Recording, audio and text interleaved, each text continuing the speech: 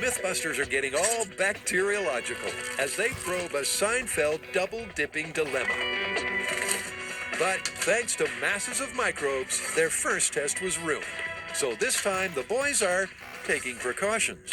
We need to do what we normally do, which is start eliminating variables, and then get back in there and do the testing. So, sterile salsa, sterile chips, clean space, rubber gloves, surgical masks, the only variable being our saliva? Exactly. Perfect. Let's do it. So Adam starts with the chip sterilization, heading to New Tech Corporation to have them irradiated. Will these be safe to eat after that? Oh, sure. They might taste a little funny, but they'll be totally safe to eat. Okay, great.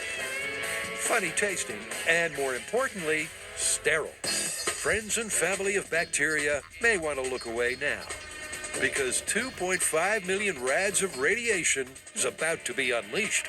That is so much cooler than I thought it would be. I mean, it's like, see this beam coming down like an anvil, crushing bacteria in its wake, electrons scattering little bacteriological lives to the winds. Uncharacteristically, Adam is enjoying this far too much, and soon enough... There you have it, one set of totally sterile chips.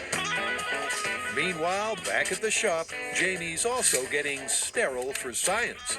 He first builds a clean room for the test, and then conjures up some decontaminated dip.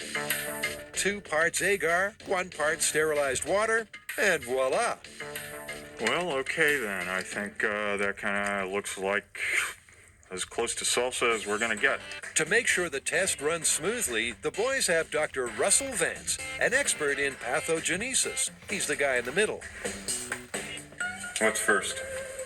That'd be the salsa-only control.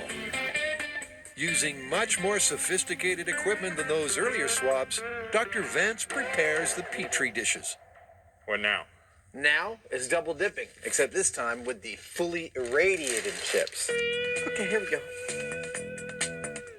Once the infamous double dip has been double dipped, the salsa is sampled and plated up, leaving just the full mouth test. All right, now for the really gross one. And once again, it's delightful to watch. It's almost worse watching you do it than doing it myself. That's experiment over. Dr. Vance plates the full mouth tests, and they join the double dip and control plates in the incubator. Okay, they're in the incubator. Thanks, Dr. Vance. Now we wait. But not for long. So for viewers playing at home, here's what to look for.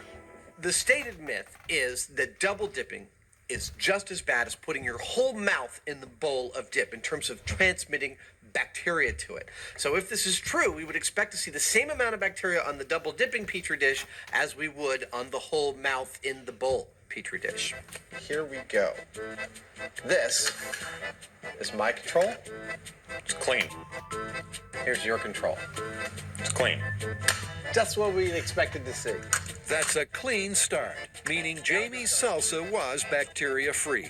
So from here on in, any microbes can only be from their saliva.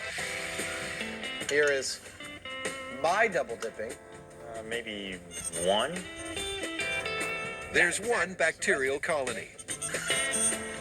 And for Jamie... maybe 3 or 4 or so. But how does that compare with the whole mouth results? Lots. Tons! Check out yours. Also lots. About the same. Well, I guess that tells the whole story, doesn't it? It tells the entire story that we set out to tell. So to all those germaphobes out there, I say double dipping, not such a big deal. Plenty more bacteria in here than you are imparting by double dipping. And besides, what the heck's your immune system for anyway? Indeed.